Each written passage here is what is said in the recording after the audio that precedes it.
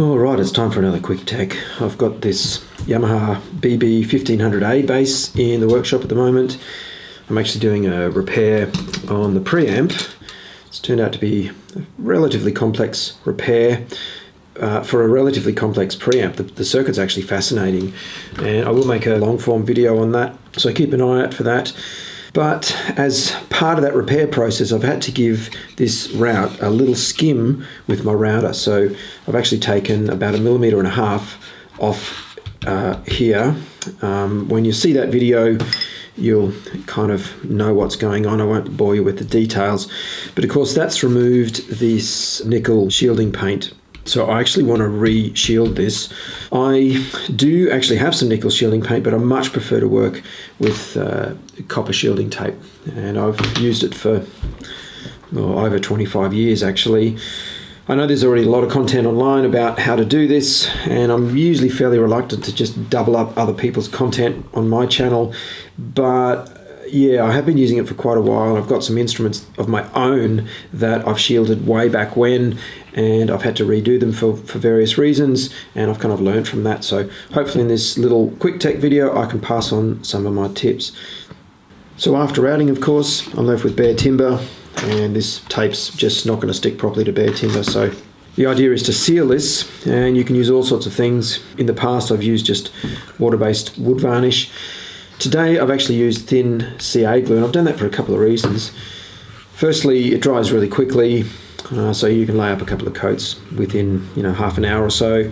Also, the first coat completely soaks in, and it's not such a bad idea in this situation because this timber is now only about 4.5 millimeters thick, and with the CA soaked into it, it actually feels rock hard. In fact, it's kind of stiffer than I think it was prior to that, when it was still 6 millimeters thick.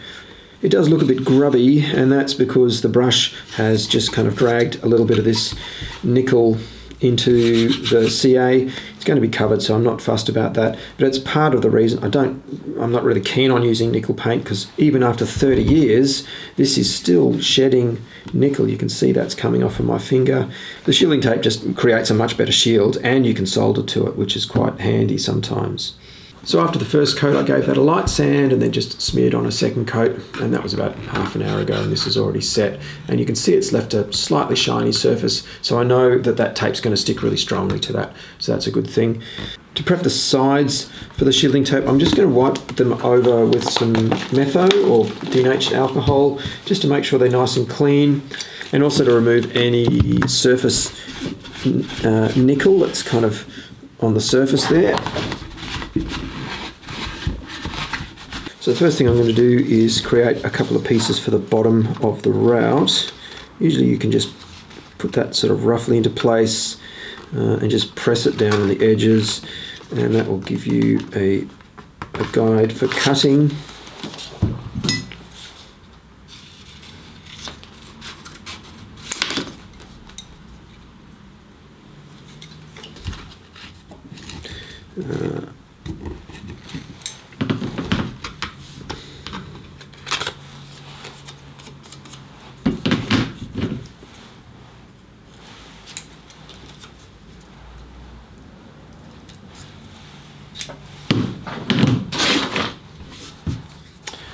To lay that one in.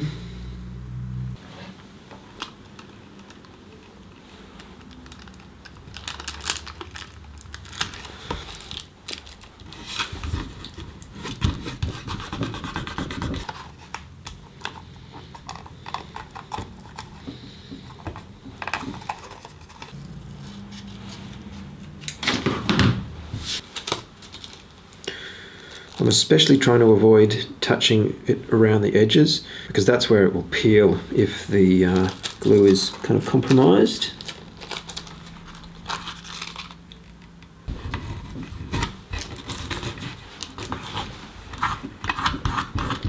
And just with your thumbnail you can push those creases down.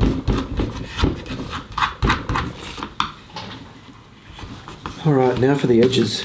And what I normally do is measure the height of this. It's 36 millimeters, and I'm actually going to cut out some pieces with my cutting board.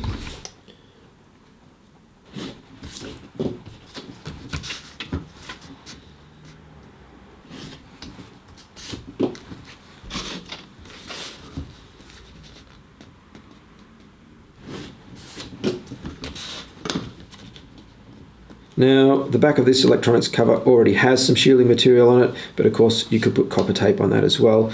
But it's important to get a good electrical contact between the tape in the cavity and the tape on the back of the cover. So I'm also going to cut a few pieces that are wide enough to come up and over into this, which is about 7mm more.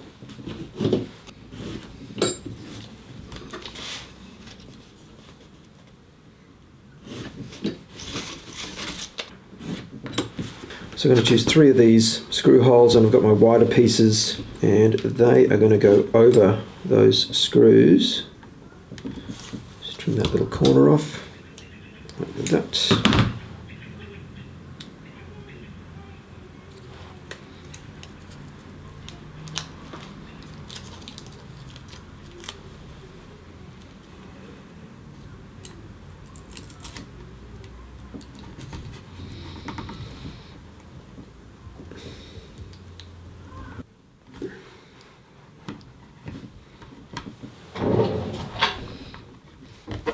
So with those 3 in place, I know that when I screw this down, those 3 screws will actually make a good, reliable electrical contact with the shielding material on the electronics cover. So it's really now just a matter of stitching these together. I've seen in the past many people try to do this all in 1 or 2 pieces by cutting a big long strip and then trying to put it in. It just turns into a mess. You end up handling the adhesive a lot and it just gets all crinkly in a mess. So that's why I've actually cut these pieces, and I'm actually just going to stitch this together with these 36mm pieces.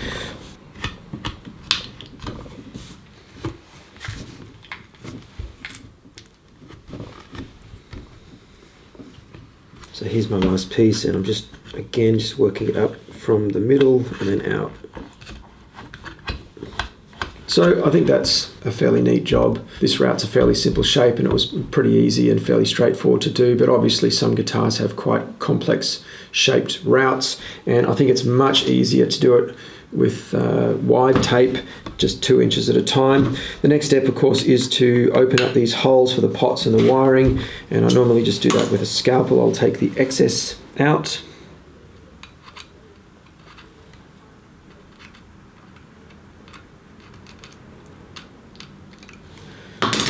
And then I'll just get a piece of doweling and open it up like that.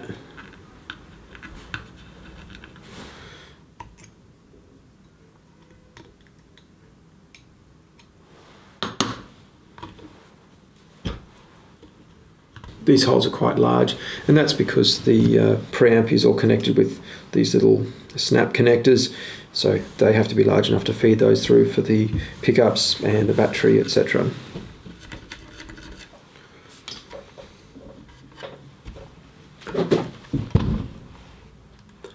So that's pretty much fine as is and will last and work very well.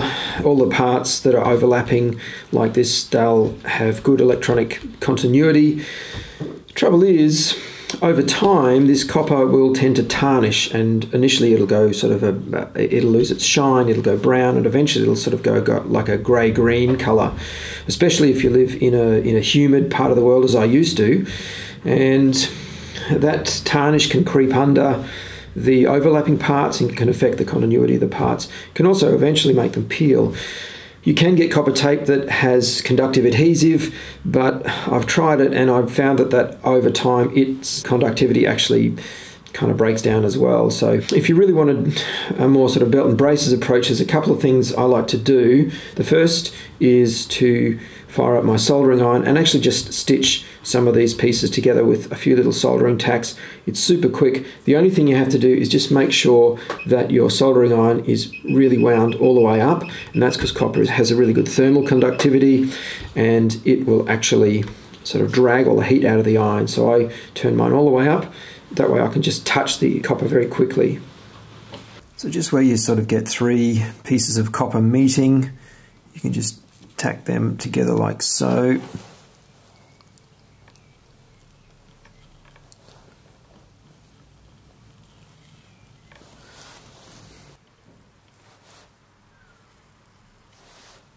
So there you go, just a few little tacks, solders around the edge, and you know that these parts are going to be electrically connected more or less forever. This little guy here, this little recess here, this was originally the earth wire. It was on an eyelet and screwed in to connect to this nickel shielding paint. Well, I don't need to use that anymore. I'll just solder up the earth wires to probably just one of these solder joints that I've made in the edge here. There is one or two thin gaps around here, but you really don't need to worry about that. In fact, to be honest, most times a shielding or an earth plane on the front and an earth plane on the rear is really all you need for effective shielding, but honestly it doesn't hurt to put some shielding around the edges of the route as well. There is one other step though, if you really want to make this more or less last forever, there is one other step that I like to do. So to stop this tape tarnishing and to seal up the overlaps, I'll quickly mask this up so I can spray a light coat of circuit board lacquer. You can pick this up at electronic parts stores. It's pretty cheap, dries quickly. It's obviously designed for copper and it's also solder through. So that means if you do mods or repairs down the track, it just kind of melts away when you touch it with the iron and the solder will just flow as it should. As with any bare metal, I'll give this a wipe over with acetone before I spray it.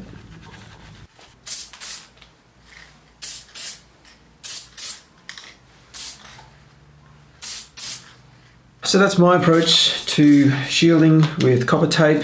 The solder joints, the circuit board lacquer, yeah, these are optional, but honestly, it really doesn't take that much extra time to do it, and I can be confident now that this copper will stay nice and bright and, well, do its job for decades, probably forever really. Anyway, I hope you picked up a few tips. Hope the video has helped you out. If it did, please like and subscribe. Thanks for watching. I'll see you in the next one.